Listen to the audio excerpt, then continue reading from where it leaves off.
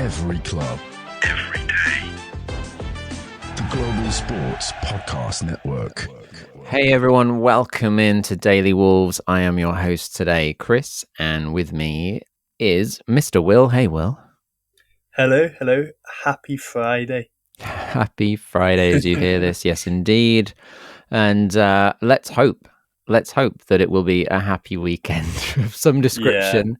We are, of course, going into a huge... every game is huge right now. Every game is huge, but a huge game against Ipswich this weekend. And we've got so much to talk about today. We've got to talk about the week's events in terms of management. We've got to talk about Mr. Shee himself.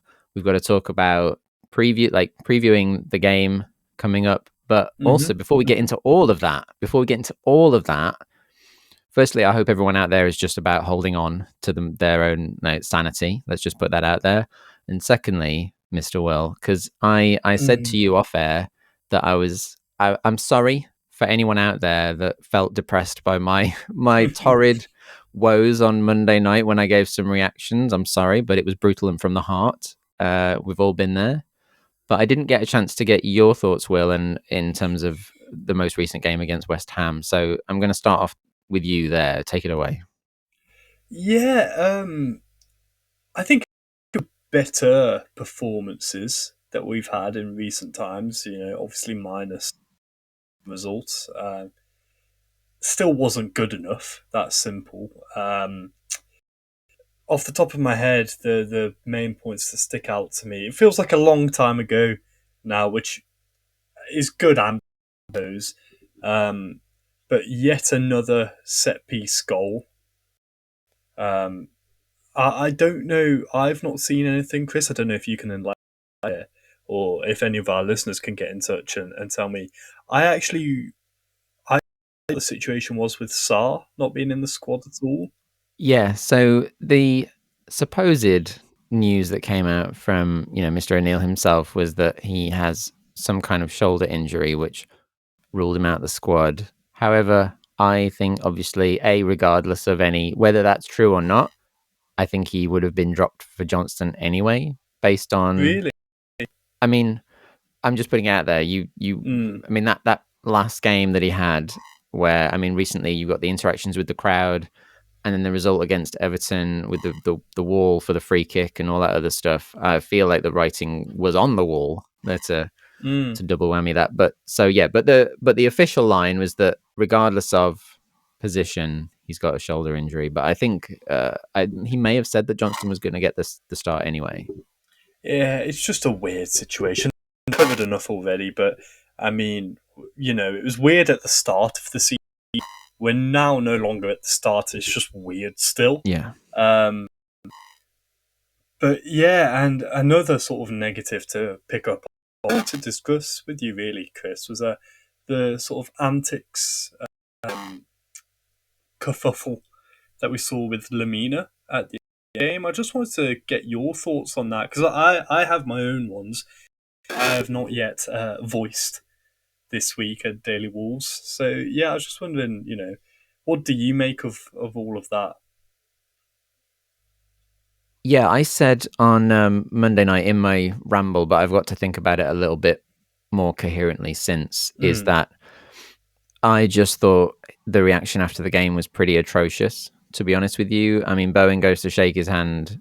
He doesn't want to shake his hand. Like, he bats it away. And it's all spawned from Lamina. It's just not, I get that he's emotional. I get that he is depressed that they've lost again.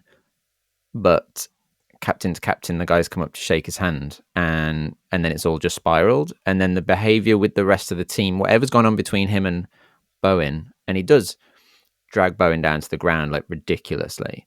He's then facing up to coaches, facing up to players, and like of his own team and staff. And for me, no, just no. I don't want to see. It's bad enough we've had him crying on the pitch. We've had him like throwing his toys out the pram. We've seen more Instagram apologies from him this season than we have ever before. I've said to you, I'm fed up with the social media. I want him to do it on the pitch. I don't care what he says to me on Instagram. I'm fed up with that.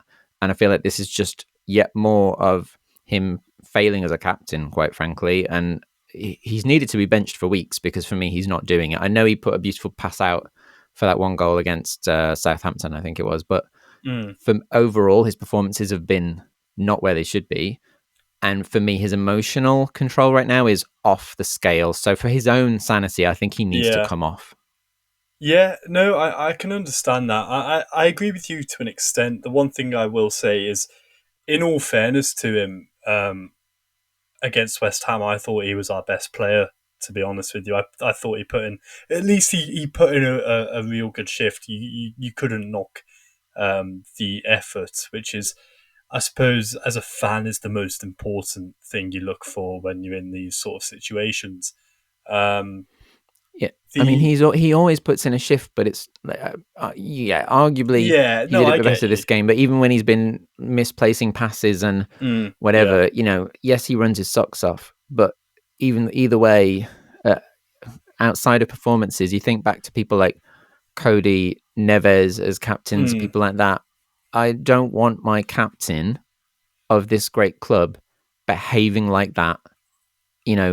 No matter this, I know it's a pressure cooker situation, but there's just no call for it. Yeah. The actual Bowen thing confuses me, because Lamina came out, as you mentioned, with an Instagram apology, saying that he had shaken his hand or something. I imagine there was something said. I don't get why they'd react like that unnecessarily, because it wasn't just Lamina. It was Bowen who sort of instigated the argy-bargy, if you like. Obviously, those Lamina not shaking his hand that we saw. That's all we know. So that is definitely weird. The other thing that I will actually, I don't want to say stick up for him for, because I'm the same as you, that you just don't want to see that happening, full stop. Is we've seen him roll his eyes at O'Neill before. I dare say that he simply, truth be told, reading between the lines, and there's so much stuff that goes on that we don't know of. I would hazard a guess at saying he's not particularly a fan of O'Neill anymore, or his staff. I couldn't care less, to be honest. I know, but what I will say is that Sean Derry was the coach. Yeah. And he leans in towards Lamina. He instigates that. Well, no, he leans in a bit, but he's probably saying, like, "What the hell are you doing? Just get off the pitch." He puts his head down, and that's what you do when you're instigating a sort of, I suppose, squaring up situation. He leans his head in, and that, if he hadn't have done that, I would completely. But by that point, Lamina's. We got like. By that point, Lamina's already pushed a couple of people. I think he's already pushed Totti by that point, who's actually one of his best mates. Calm him down. And so, whichever way you look at it, whichever way you look at the instigation, it's just not acceptable. Yeah, I think my only thing, and why I'm sort of, I suppose, leaning towards trying to defend Lamina a bit, is because he has done a lot more for my club than O'Neill's coaching staff have, even in the short time he's been here. I think this is my worry with this season. You mentioned it in our discussion about Sarr. It's the same with Lamina. These are players who have been quality for us at times, and to see them, when Lamina came in that window with Cunha and Dawson, that was what kept us up in that Lopetegui season. And to see the change, it's just, I don't know, it's just strange. I just don't like it. Perhaps I don't want to accept it, if that makes sense. I get where you're coming from, but he just, I feel like ever since he got the captaincy, he's not been the same, and which is a shame. And I know no one's going to take it off in midway season, but for me, it practically should be by now, because outside of the performances, he's just been an emotional wreck, it seems, ever since that's happened. He's always, he's an emotional character, but he's just not been the same. And I think Monday, the thing about Monday, though, is on top of another loss, when we're already under scrutiny in the press and all this kind of thing, it's just, while all eyes are on us on Monday Night Football, it's just another thing that makes the club look that stupid with all this infighting at a time when we really don't want it. Yeah, no, that's that's Sunday league stuff. I'd hear when players arguing amongst themselves at that level. You say, like, guys, speak after the game. When you're in the change room, don't do it out in the open, because it just, I just sort of completely does what you've said, and that's my only issue with it. I dare say that there's been even more altercations gone on behind closed doors that we wouldn't know about, that we'd have varying opinions on. Yeah, they can do what they want in the changing rooms. Can they? But they can batter each other or whatever. I don't know. I've taken it too far. But the point is, if they're going to have a feud, do it off, out of cameras, off the pitch, have your shouting match, push and shove each other, whatever it takes to sort things out, because they will do it. But just not like everyone's watching. Yeah. Everyone is watching. Yeah. You paid all this money to be a professional, and I know that it's, as I said, it's a precious situation, but I just don't. I think it's unacceptable from my, like, I don't want to say my captain, because I but our captain to do that. Again, just sorry, I don't mean to keep banging on about it. I just think it's just yet another issue, isn't it? But as I stated before, I just think that we've got bigger fish to fry than him having a hissy fit. We have, but you started this. You asked me about it. I know. Look, I opened a can of worms. You did. But before we move on to the midweek stuff, I think once again, other things, and again, that almost detracts from some of the other things that have happened again and again. Conceding a goal right after, right after we've scored. Again, we can't hold on after we've scored. We keep conceding so quickly after we've just got back into a game or just taken the lead in a game. Yeah. And the same thing has happened again and again. It's just set pieces, far post, again. Like the same things again and again. And people are going on about the VAR call, but as I said on my depressive moan on Monday, yes, at least one of them should have been, but I couldn't care less almost, because that is just an excuse and glossing over the fact that, again, we've made the same mistakes and it's not, nothing has changed. Yeah, and to bring us down to potentially the lowest low that we've been on Daily Wolves so far, with all my sort of pessimistic outlooks, Chris, I think that point that you just made is exactly why we're going down. Yeah, I mean, this is the closest. I mean, this is the most I have felt like we are on our way down since we've come back into the Premiership. How long it's been now, how many years it's been. This is the most realistic it has ever felt. Yeah, it's starting to hit home a bit, isn't it? It's starting truly. And I mean, we're going to get onto the pre-match stuff, but heaven forbid if we don't do what we need to do on Saturday. If we don't get a win. Yeah. But before we move on to the weekend, and before we move on to anything from the midweek, the aftermath of that game, let's just take a moment to relax, take a breath, recover, and remind everyone that here at the Global Sports Podcast Network, we did spend a lot of time, me and Will personally, selecting our delivery platform. Zencastr came out the clear winner, with 4K video recording from your phone and AI editing that automatically removes all those ums and ahs. It's super easy to start a podcast that sounds great and is delivered efficiently. If you're ready to tell your story, check out the link in the show description to learn more about Zencastr. So, Will, before we get onto Ipswich, and I'm aware we're potentially going to rant for quite a while at this point, but after all of that, I said on Monday night, and I'm just like a gazillion people out there, that's it, that's got to be the end. That's got to be the end for Gary O'Neill. This is like El Sakiko. It's got to be two defeats. That again, just atrocious. I mean, we've conceded 4 goals to Everton, who couldn't score at all before that. And then we go and lose again to West Ham. And I was like, he's gone. And guess what? Guess what? As we record this, it's Thursday, the 12th of December, and he's still here. And apparently he's staying. Now, that sort of pause there for me was simply because I do not want to project foul language onto the GSPN Daily Wolves podcast. And I know this defeats the whole point of recording a podcast, But Chris, at this point, I just can't be asked to talk about it.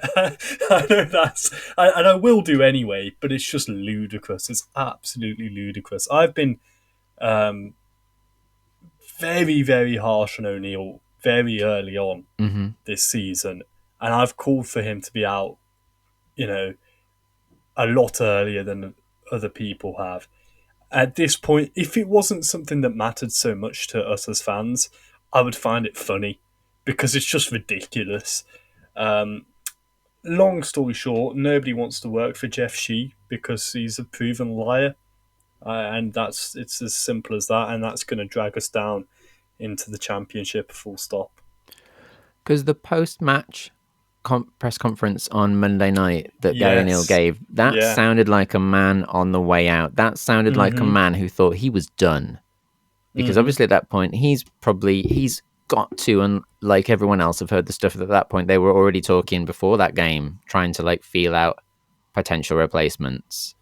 And then he goes and loses. And then he starts throwing almost everyone on the bus because he goes on about all of the money spent. And I mean, all the money gained from sales and not put back in. And he reels off a bunch of stuff. And it literally sounded like, I'm going, so I'm just going to say my thing without naming the names. We all knew what he's talking about. And so it was like a farewell speech.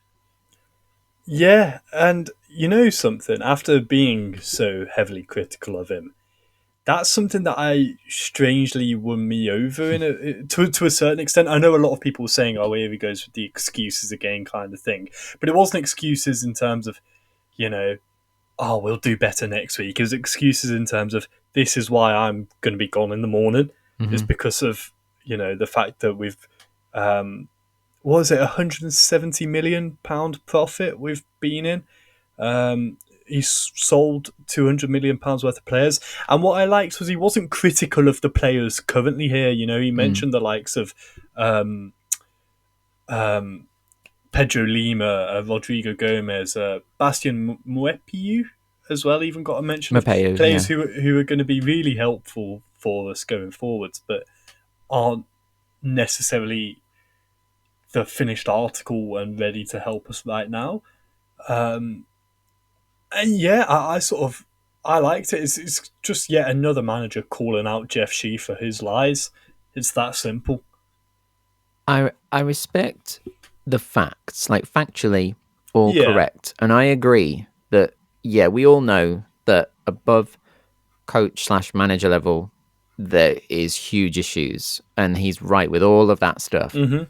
It doesn't change from the fact, and this is me saying this is Mr. Optimism normally, and I've come full circle, that it doesn't change the fact that he doesn't, terrible choices sometimes in starting lineups, the indecision and the constant shifting of tactics, which is clearly not creating any kind of continuity or settlement. Failing to respond mid-games, like 20 minutes in, you can tell the tactic is not working. And then just sitting on it and not doing anything for the rest of the game when things are going absolutely pear-shaped. I mean, changes should have happened in that Everton game well before they did. Yeah, I 100% agree with you here in terms of it doesn't justify any of his shortcomings actually with the current squad, because there's been a hell of a lot of those, as you've just mentioned. But I don't think that was why he was coming out with it as such. I don't think it was to excuse himself. I think it was just fully, like you said, he thought he was out the door and he wanted to, take the chance to sort of give his true thoughts on Fosun, as we've seen the likes of Bruno Lage and Lopetegui do beforehand. So, but I do agree. It was an understandable timing for him to say it all, but doesn't look the best for the points that you've just made. Yeah, I agree with your point. I think I meant it more from the fact that, like you say, people were almost feeling sympathetic for him at that point, and like, but don't forget, people, that there's still massive issues with. You're telling me that someone with more experience and more nous could not have that group of players. And I know that there's problems at centre back, but even then, that someone with more, like a more sturdy approach, could not get at least the defence sorted a bit and at least a few more points on the board than we have now, because some of the indecision, the constant changing of tactics. I was so confused the other week when he said about, and he reeled off a bunch of names like I've played Forbes, I've tried Guedes, I've tried all these people, and lists off all the people he's tried in all these different positions. Most of them haven't played more than 15 minutes when he's brought them on. So how can you say you've actually played and tried all these people? Because he reeled off like the whole squad saying that I've tried this and I've tried that and I've tried this, I've tried a back four, I've tried a back five, but there's never a consistency to actually say I've tried it for long enough to make it work. Yeah. Well, he tried the back four long enough before realizing it wasn't working. But Chris, I think it's time that I give you some words of reassurance. Okay. But before you do, go on, sorry. Can I just say, in the midst of all that, I want to point something out that has been like on my brain all week, and we didn't mention it when you were talking about the West Ham game. I think Doc was one of our best players on Monday night. Yes. Fabulous. When he scored, I thought you'd be buzzing with that. I was so happy. Good, lovely finish. He's a good finisher. I want to see him stay against Ipswich. So whether that's, I would like to see I would actually like, we are that bad at the moment. I don't care if we're at home against Ipswich. I almost think we should play the back five so that he can stay in the squad because he needs, at the moment, and this is something I was talking about to someone the other day, anyway, and so about the fact that obviously, for one thing, he and Semedo can almost interchange. They were interchanging really well because he can cover Semedo when he goes forward and vice versa. And then the fact that he is such a great finisher. He's always great at getting space. I know his legs aren't what they were, but like he thinks tactic. Like he's really got great positional awareness offensively. He's going to look for Strand Larsen because he's always willing to put. I mean, he's similar. Strand Larsen has that element a bit like Jimenez, the great header in the box, who's not getting enough service. But Doc is the kind of person that will look for that. But most importantly for me, and I want to point this out because people do get on his back. This is a time when the pressure is on and we've got people losing their heads like Mr. Lamina. You want experience and you want people that can handle the situation. Doc has been through every division with us. Relegations, promotions, he's seen it all. So I think this is the time you need some experience in that lineup. Yeah, no, I completely agree with you. And, he also plays a game of golf with Gary O'Neill. So he does. But when we are struggling for set pieces and things, he's a great header of the ball. And every time Johnston played out those long kicks, he's always getting on the end of them. No, it definitely makes sense. And I dare say that that's exactly what we'll see happen.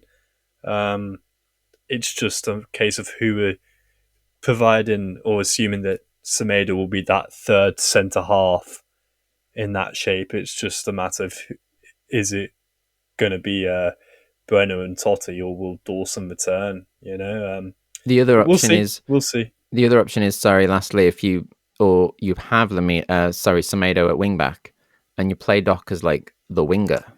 Yeah, because he's so offensive. He's in a very different way to Aït-Nouri. He actually delivers a ball into the box and has a better finish on him, arguably. So I'll be honest, I can't see that happening just purely because of the fact that you've got your Larsen and Cunha who are guaranteed in spaces, whether that's a 2 or a 3 across the front line.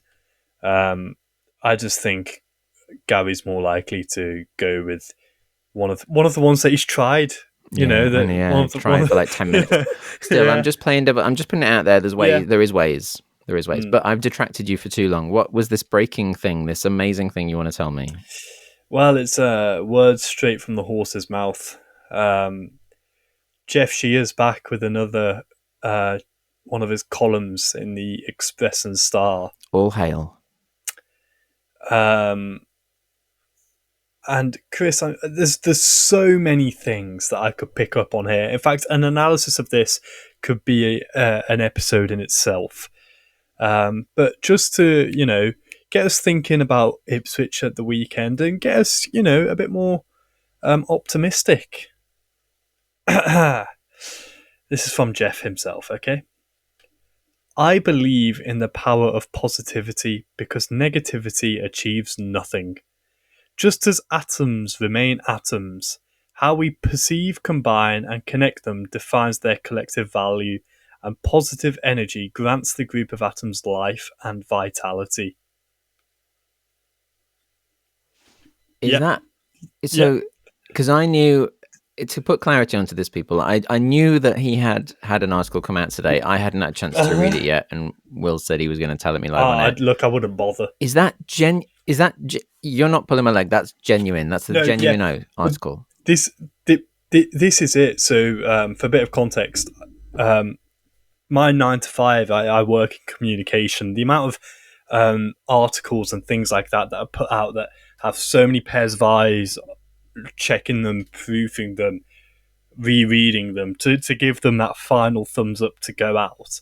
I cannot believe that this is genuine. That's in this time of sort of trouble that we find ourselves in as a club. That is what he's come out with. Yeah, it's not going to help anyone, and it is just going to gaslight everyone. We've spoken before. I mean, I said the other week about how at points the social media team just needed to shush and like not put tweets out about things that really weren't helping, like things about the past when you're like, yeah, but it doesn't help, or amazing goals when we're not winning anything. So this is one of those situations where sometimes, as much as we want answers, sometimes if that's going to be your statement, silence is better. I just can't believe that this is real. I can't believe that the amount of people calling for Fosun out and the amount of sort of criticism aimed at Jeff, and rightly so, and then some. You know, I just can't believe that this has come out. It's the atom comparison. Chris, negativity achieves nothing. That's true. So these positive atoms, where were they when we were conceding 4 away to Everton? Where were the positive atoms? Honestly, you know, what a load of nonsense. It's just utter drivel. You've broken my heart, Will. I was not ready for that. I was not ready for that. Look, that negativity isn't achieving anything, Chris. No, it's not. Jeff's told you this. Let me try and enhance my positivity by focusing on a positive. To remind everyone that this podcast is part of the Global Sports Podcast Network, the only network bringing you exclusive daily news and views on your Premier League team, the Premier League, women's football, and fantasy football. A unique listening experience that puts fans first, bringing you the very latest breaking news from your team. Subscribe wherever you get your podcasts and make us your first listen every day. Global Sports Podcast Network, every club, every day. I've got so many positive atoms from that. You're Chris. welcome. Thank you. You're welcome, everyone. So that I feel like, again, you said that almost could be a topic we have to come back to for just a whole episode of ranting. So given the all of the focus though need to shift our focus onto the weekend, I think, because we do need to we could rant about that for ages, but we need to think about Ipswich game. We've got the Ipswich game coming up. I mean, you recently met up with some of the guys from the Ipswich GSPN fan team, and you can go back if you haven't listened to it and listen to the crossover episode that's out. Did you want to share anything for anyone that missed it? I mean, other than tell them to go back, obviously, but mainly just the fact that I think in our heart of hearts, neither team is confident, which both other teams are seeing as a positive. There's a recognition that we're dangerous going forwards from them, and they give away goals for free. Which that sounds like us. It'd be a lot more reassuring if that wasn't the exact same the other way around. So I think it really is a sort of flip a coin situation where we've been so level with them so far this season, and we're in such a bad place as a club currently. So let's just remind everyone. So we sit in 19th on 9 points. They currently sit in 18th on 9 points. So we have the same tally. They've won 1 game all season, if I remember rightly. Obviously, we've won a whopping 2. So it's going to be a very close game. We are all adrift of Crystal Palace on 13 points. So even if we win, whoever wins this will still be in the relegation zone. But it's just I've got to say, Will, I am terrified. I'm saying this to everyone out there. I'm terrified, and I've fallen so far from the optimism tree. Yeah. With everything that's gone on this week, with the turmoil around management, with the turmoil around the aftermath of Monday night's game and Lamina's actions and the squad falling out and all that kind of stuff. With the fact that it feels like, and I didn't get a chance to say this, I think, when we spoke briefly about the management situation this week. I feel, because obviously it's been kind of declared now that O'Neill is going to stay in charge for the foreseeable future. He's potentially going to be given... Because we can't get anyone else, that's all. Yes, yeah. But I'm just verbalizing it in more specifics, that apparently there's going to be, he's going to be given the transfer window to get people in to get things the way he wants and fix them. I presume just a centre back, because that's probably pretty much what it's going to be. And so, but it does feel, like you said, because of the fact that they spoke to some people who turned them down, the likes of Moyes, who presumably weren't being offered the resources or the money to do what they wanted them to do.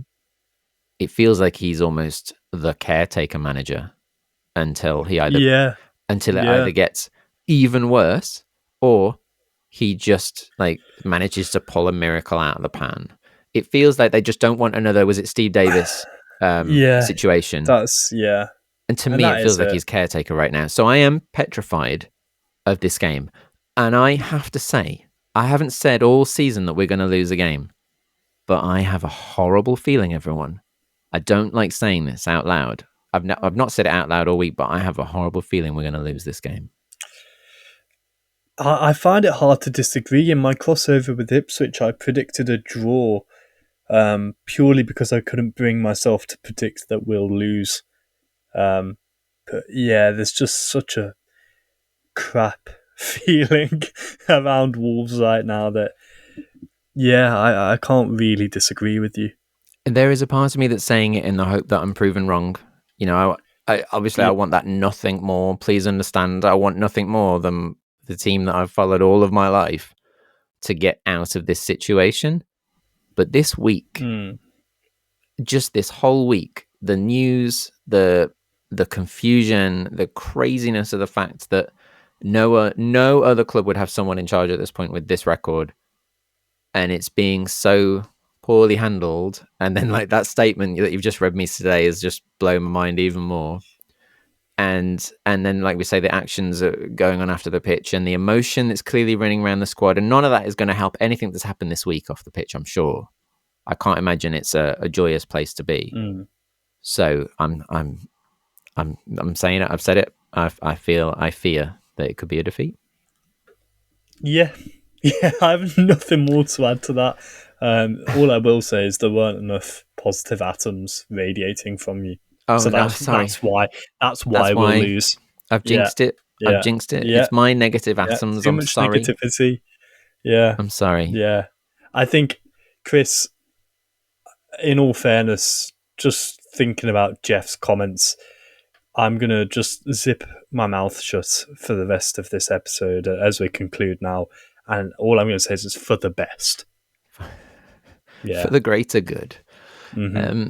Well, given that I have declared, given that I've declared we're potentially going to lose this, I'm probably not the best person to say my usual catchphrase at the end. So did you want to see us out and try and remind me of something to get my positive atoms going?